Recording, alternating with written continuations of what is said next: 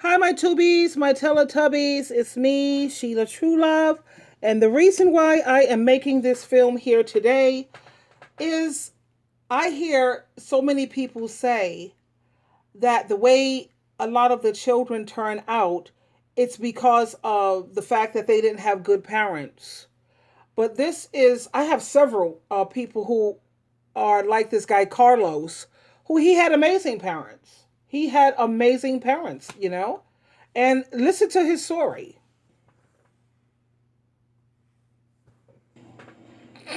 So I'll ask you some questions and we'll just roll from there. Stare at it or just You can look at me or the camera, either way.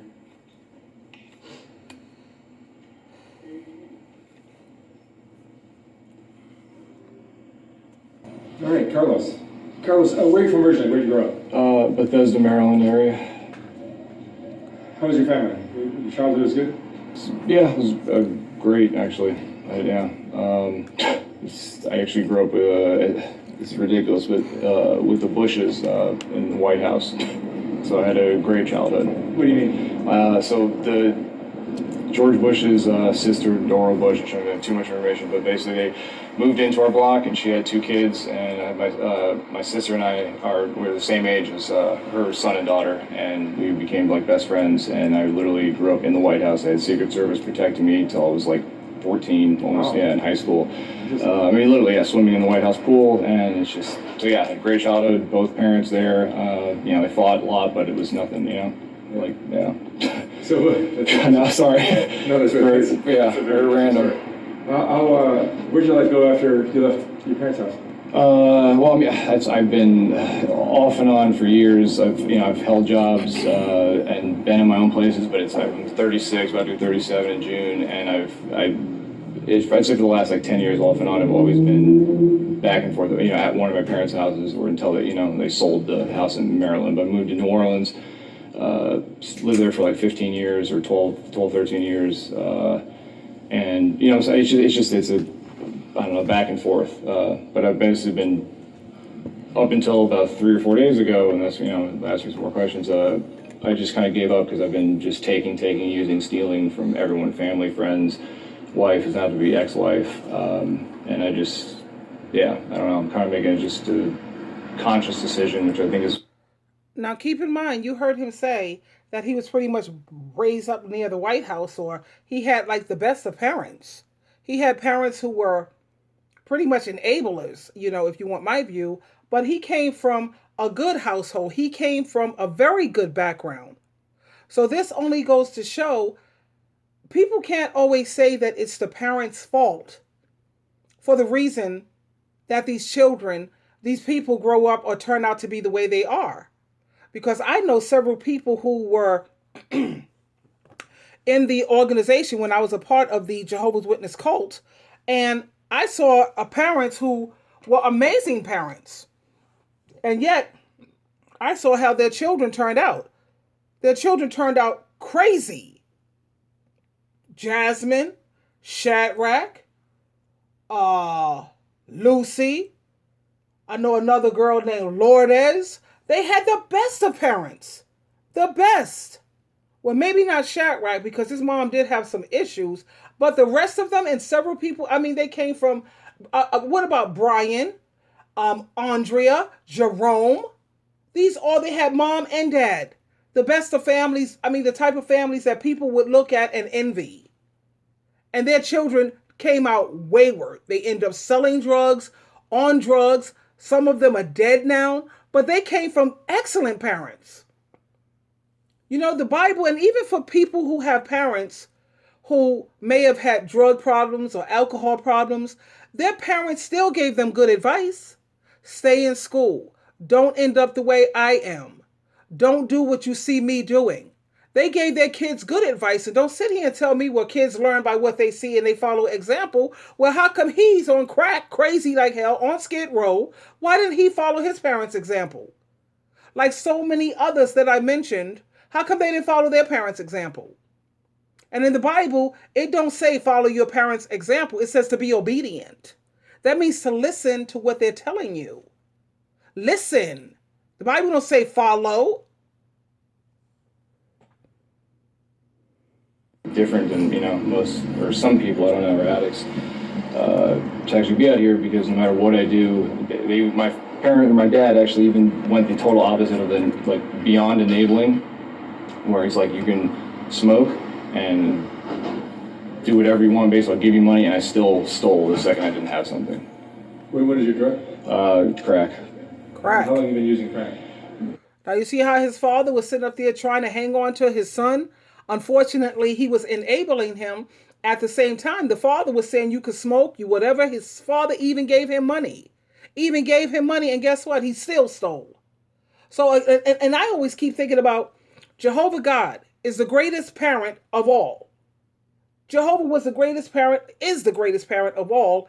And look at how Satan, the devil, and the demons turned out. Those were children of God. Now, you don't get no better example other than God in Christ. And look at how Satan, the devil, turned out. So these kids cannot sit up here and constantly keep trying to play the blame game and blame it on their parents. They have to take some accountability and some responsibility for the decisions and the choices that they have made. Right, Carlos? 2 or 3 years.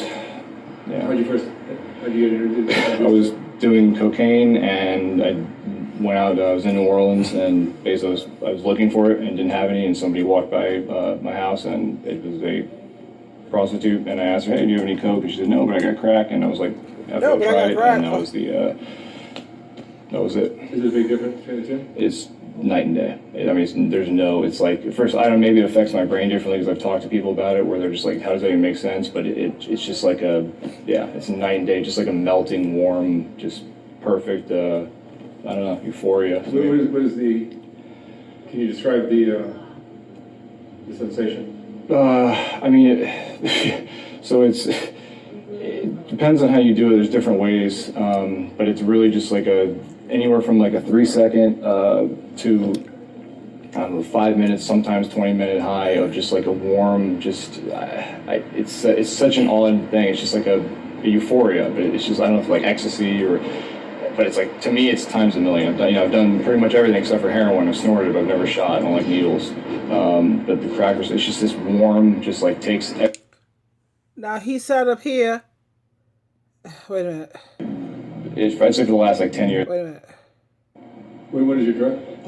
Crack. Wait a minute. I'm moving a little bit.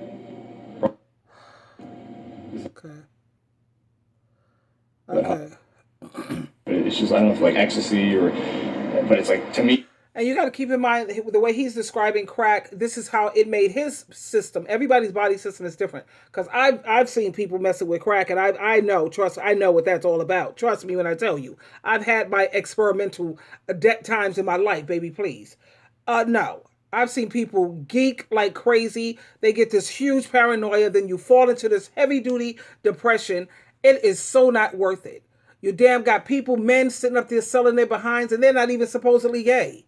They're sitting up here having sex with other men, sucking other men off, women selling their bodies. It's ridiculous. Now, keep in mind, was his parents crack smokers or drug users or alcoholics? No. Now, look at how he turned out. It's times a million. I've done pretty much everything except for heroin. I've snorted, but I've never shot. I don't like needles. But the crackers, it's just this warm, just like takes everything away. Just even if it's 30 seconds, and I told you before, then it's paranoia. But even the paranoia and all everything that comes afterwards, and the terribleness is just, I hate to say it's worth that high. It ain't worth it, honey. No, it's not. And how often a day do you? It's whenever I can, get money or find something, trade something, steal. It's a short high, and it's ridiculous. It's not like it lasts for 6 hours. It's just very short, and you just want to do it again. So, it's a mental thing. It's not. Yeah, like he said, I can see if this high lasts you for 6 hours, but this is something that lasts you for 30 seconds. Maybe you'll get 5 minutes. He said 20 minutes. Yeah, you got to get some heavy duty stuff for that 20-minute gig. Yeah, sure. And that stuff will geek you the hell out until you feel like you're losing your goddamn mind. You lose everything. everything. Where is he living now? This is a guy who came from a family that's well-to-do. His family had to kick him out because he kept stealing every goddamn thing. Then he moved on to another family member. Everybody was looking out, holding him down. He stole everything when they went on vacation. He cleaned their house out. So now where he's out there in Skid Row. Skid Row, some of his friends took him in, and what did he do? Stabbed them in the back too. That's crack. How is that little bitty moment of euphoria worth all of that? It got you out in the street selling yourself. It have you out in the street doing things that you wouldn't normally do if you was in your right frame of mind. How is any high worth all of that?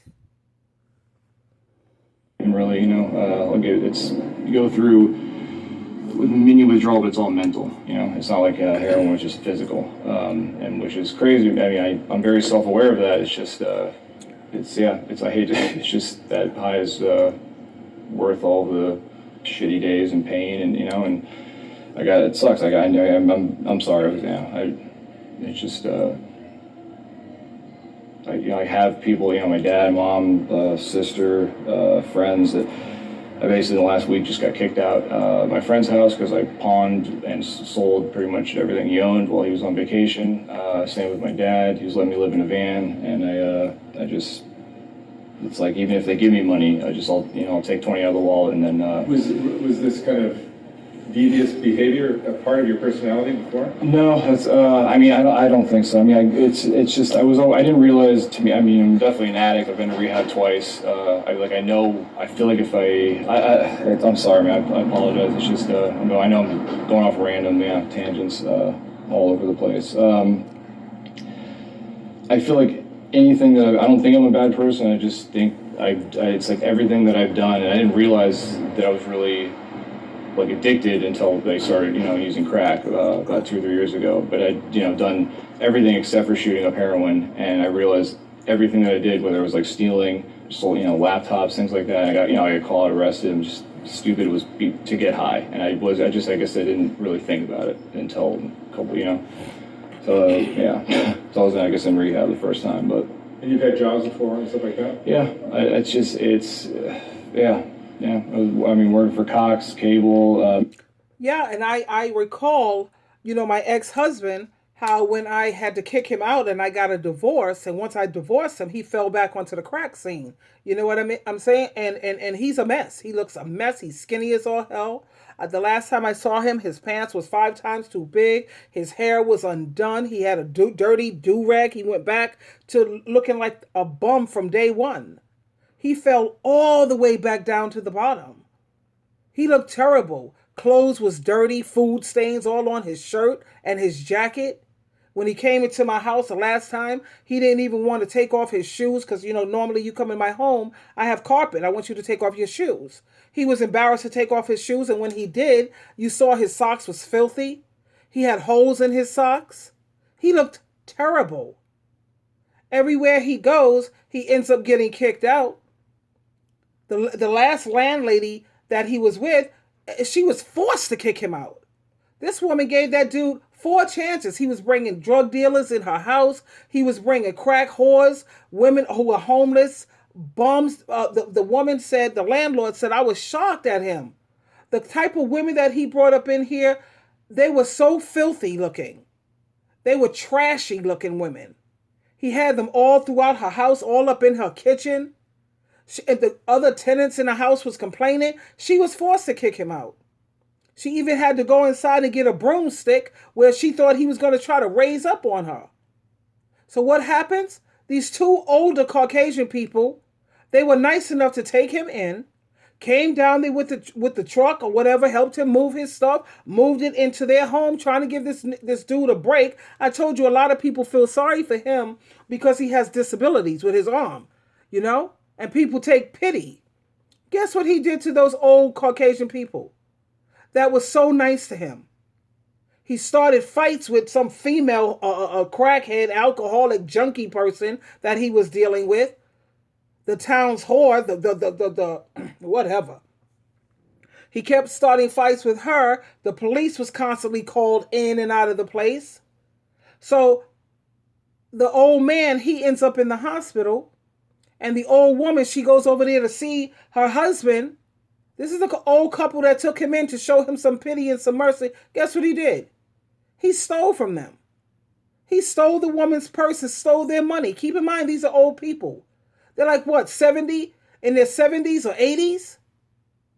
So they end up having to tell him he had to leave. He got kicked out of there too. That's why I said he had the nerve to get angry at me because I divorced him. I divorced him because he was abusive. He was disrespectful. He couldn't get along with anyone. He was jealous of any man who had their shit together, excuse me. He was jealous and envious. He hated my son and my brother. And I remember him telling me to throw my brother in the city mission. Guess what? He ended up in the city mission. Ain't that something? Talk about karma. Yeah, it's just I've been like a lot of jobs. I was functioning up until about, what I thought was, I don't think there's anything such thing as a functioning addict, but what I thought was functioning up until maybe like 28, and then it was really I guess like pills, like Percocet and Vicodin, where I was still working, but I was able to maintain that. And then when I started smoking crack, I lost like 100 pounds. It was 180 or no, so 185. And I lost about 85. I went down to 100. I looked emaciated. Yeah, like I said, when I saw my ex-husband, he looked emaciated too. His face was all drawn in. His body was all shriveled looking. He looked like a skeleton, and you just put some meat on it. That's how he looked. He didn't look like that when he was with me. Yeah, it was like Christian Bale from the Machinist. I don't know if you've ever seen that, but yeah, it was like that. I looked like that, and I got married and was living. I'm sorry, I don't want to get into that. I was going through a divorce right now, but it just, yeah. So drugs are taking you apart. Crack has. Yeah. And now you're here on Skid Row? I'm on Skid Row. Skid Row? Yeah, I know, right? I know. You're brand new here. Brand new. And so my dad's just, I feel like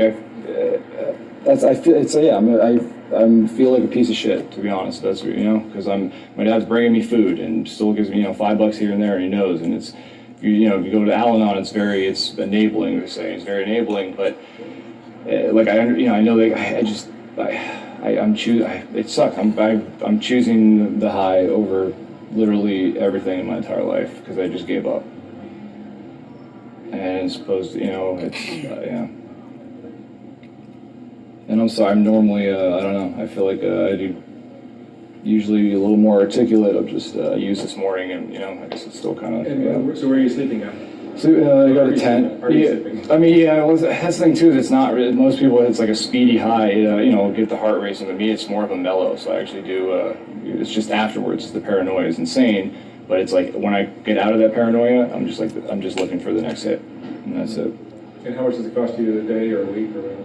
Yeah, it's just very. Right now, like I had pretty much zero. Even though my dad will give me $5 here and there, and yeah, I'm just going up.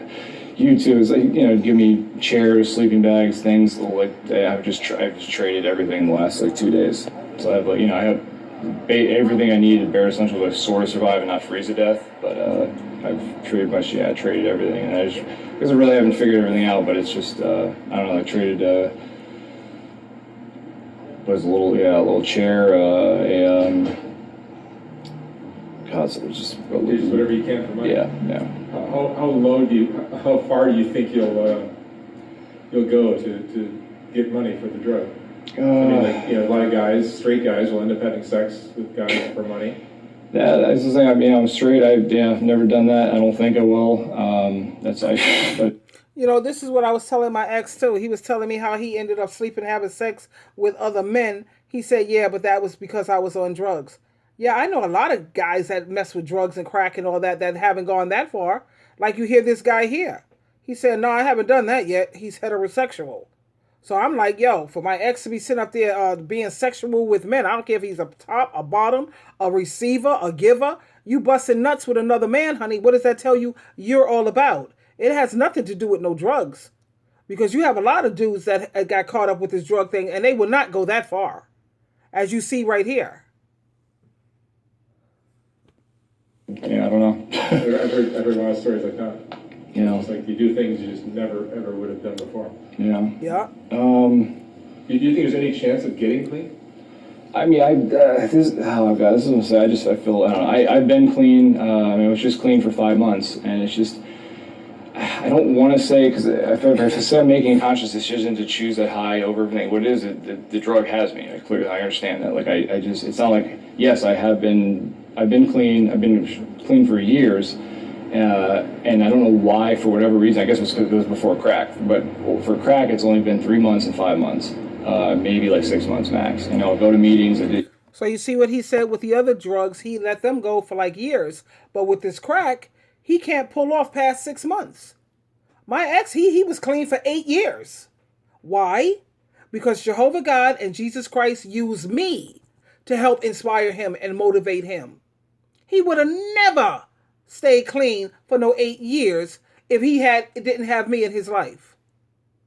Because I was definitely one to be reckoned with. He knew that was not acceptable, kid.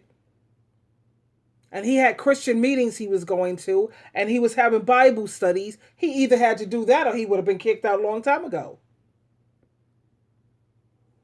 He would have never pulled off no 8 years if it wasn't for Jehovah God and Jesus Christ using me as an instrument to help that clown stay clean. I bet you he won't stay clean now. The only thing that'll help that kid stay clean is if he catch a heart attack, a stroke, or if he's all messed up where he can't smoke no more. And you see how this guy says with this crack, he could stay clean for maybe 5 or 6 months, but you see how they constantly relapse? That's why I say going forward, I don't want to deal with nobody who had a drug issue. If you had problems with alcohol, I'll work with you through that. But when it comes to heroin, crystal meth, opiates, crack, no. Because every time you look up, they're constantly relapsing. That's why when you go to these support groups like AA, they stop drinking, but they start smoking weed. They're smoking dope. So now they're dope heads instead of alcoholics. And then you have the dope heads. They sat up here, the crackheads and all that. They say, yeah, I haven't smoked crack or I haven't done any drugs for like, I don't know, it's been 7 years. Yeah, but they drink like a sailor. So they just substitute one thing for another. I don't deal with people who got drug histories going forward. 2020, I don't want to be with nobody who got a drug history. No, thank you. Because every time you look up, they're relapsing all over the place. You can't trust them in your house because you don't know if they've relapsed on the down low. Only thing you notice is that certain things are missing all up out of your house and all of this. Now, I can't be so bothered. No. You know, the NAAA, and it's like anything happens. I mean, even ex-wife sends me a text saying, hey, we're going to get divorced. And I get depressed, whatever and I use. I am bipolar. I was now off my meds now, which when I was on them, should have been on for years. I can quasi function, but the second anything happens, it gets me. I'm just basically depressed. I go to. And I noticed that also when it comes to all of these hypersexual females out here and hypersexual males, a lot of these people are bipolar and they don't even know it. They haven't even been diagnosed. Like you say, you heard him mention he's bipolar, but at least he knows he has meds that he should be taking, but he's not. Majority of these people on drugs, they are bipolar or they have schizophrenia or they have some type of a mental illness where they have to be taking that heavy duty medication. Lithium is heavy duty. Lithium, wow. And then they have to be taking that with some other medication. That's a bit much. Because the thing with bipolar, you have to be careful because those people are like Dr. Jekyll and Mr. Hyde. They have these high highs and then these way low lows. And sometimes they can be very dangerous, especially if they decide the medication, they get tired of taking the medicine. They say it makes them feel like a zombie. They don't feel like taking it, but they need to take it because when they don't, they can end up being very dangerous people. So you have to be careful the type of people you're dealing with today, man.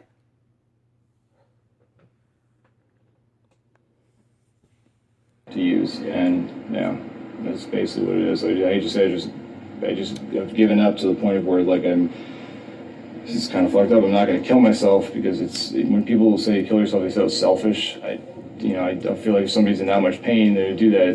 They say it's selfish to the friends and family and people that love them, and I understand that. I don't want to do that because I don't want to do that to my dad, even though I see the pain in like him and everyone's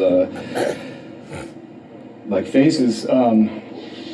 That's just the highs, it's so good. So that's what I'm saying. I'm willing to literally just like, I almost like froze to death last night, but I woke up and traded something for fucking $5 of crack, and it's my brain is saying it's worth it, to just keep doing that, to just keep it. And you're right. I don't know what. Yeah, it's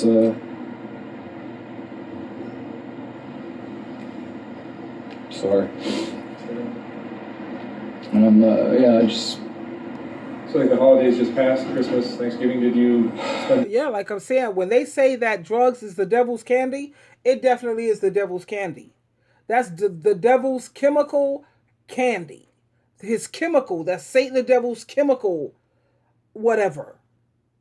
And I keep trying to tell people, when I'm dealing with people in recovery, like I told you, I joined this recovery place where I do volunteer work. I work there on Fridays and Saturdays, well, every other Friday and every other Saturday.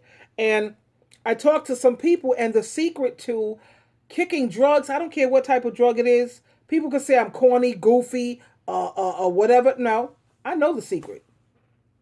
The secret to kicking drugs is love. Because when you love someone so much, like me, when I got caught out there being stupid and experimenting, what helped me stay on the right track is the love for Jehovah, Jesus Christ, my mom, my son, and my daughter. That's what I couldn't imagine my son and my daughter being caught up in some shelter or in some place getting raped and mistreated and beat up. Oh, hell no. Hell no.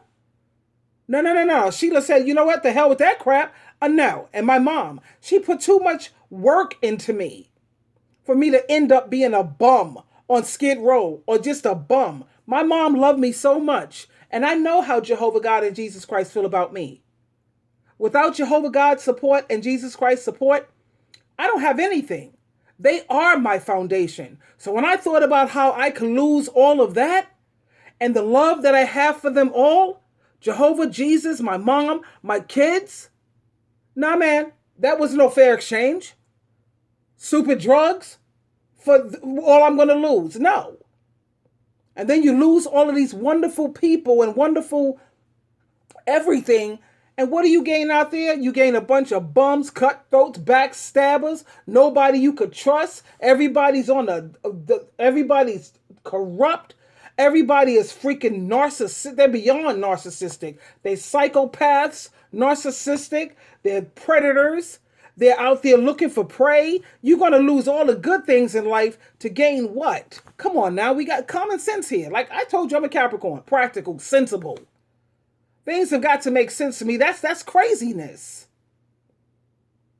And you think about it, it's not even a fair exchange.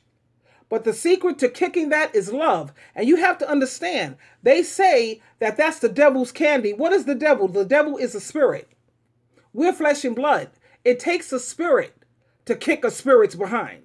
That's going to take Jesus Christ to sit up there and battle with Satan the devil. And Satan the devil will never win when it comes to Jesus Christ. So, of course, I ran to my Heavenly Father and I begged for help. Help me stop being crazy, whatever. And honey, I was pulled out. Please, I didn't even bother looking back. Do you hear me? I didn't even bother looking back. I went to my Christian meetings. I did my Bible reading. I prayed. I did everything. And I did the most important thing in the world. Stay away from people, places, and things. With your family, or? I was sleeping all day in a van that Dad was letting me sleep in. Are your parents out here? Yeah, my dad is, and Mom's I think still in Nebraska, and yeah. sister's out here. I was my best friend was out here too. And basically, I was in New Orleans, did rehab. I mean, this is how bad it was. I was living in a sober living house in a mansion with a pool, and it was like just the perfect life. It was $600 a month, and parents were helping me out and paying, and I still fucked it up. You know. You see, he had great parents. He was living in a mansion. $600 a month to live in a mansion? Please sign me up. And his parents were sitting up there looking out. His parents weren't drug addicts, alcoholic, crazy people, hanging out in the streets. He had amazing parents. And look at how he still turned out. And I have so many other videos listening to these people's testimonies and how they came from amazing backgrounds. They had wonderful parents. So my thing is to all of these kids out here who's playing the blame game, stop blaming your parents. You made these decisions. This kid right here, this Carlos dude, he made the decisions to do this nonsense. Even parents who are sitting up there, crackheads, drug addicts, they still, like I said, they still be giving their kids good advice. They choose not to listen. So what can you do? Stop blaming your parents. And I can't even remember why. It was just something I just got depressed, and I was like, F it, and I went out and smoked. And they figured it out instantly because they can tell my demeanor changes completely when I'm on it. I mean, even right now, my voice is different. Like I'm hearing myself talk, and I'm normally, articulating form sentences, and I feel like I'm just rambling, and but it's And you can see that he's kind of uncomfortable. But what this guy does, this soft white underbelly, he usually pays them something like $20 to do these interviews. This is how desperate he is. He sit up here and do these interviews for like $20. Soft white underbelly, because I saw him in another one of his videos when he was telling the woman that he would give her $20 if she would do the interview.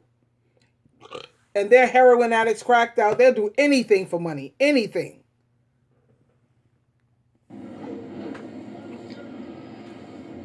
So I don't know. It's just, it's like, I mean, I was thinking, I wish maybe in 20 years all the technology to like transfer, feelings, thoughts, whatever. And I mean, you might, I get it, but I don't know. I mean, there's definitely, like when I have, moments of clarity, I say, okay, I'm choosing, I'm being an asshole, I'm choosing the high, and I feel like I am, but it's clearly, I don't know, no matter what I feel like if I can get even 2, 3, 4, 5 years, the second anything happens, I mean, I guess that's what it is. It's a relapse. Yeah. I'm just going to relapse for, anytime anything happens, and when I relapse, it's bad. It's just every, anything I, get my hands on, I don't know why, it's just, it's stealing friends or family that are helping me, That's ridiculous. That's crazy. Has that story, but that's horrible. That's for horrible. me, I don't know. Me personally, it seems like it's worse. It's just like they'll give me money. Literally, it's $100, and I'll take another 20 on top, and it's ridiculous. And I get that. It's just I feel like I can. It's like in the back of my head, I can figure it out as long as I get that high.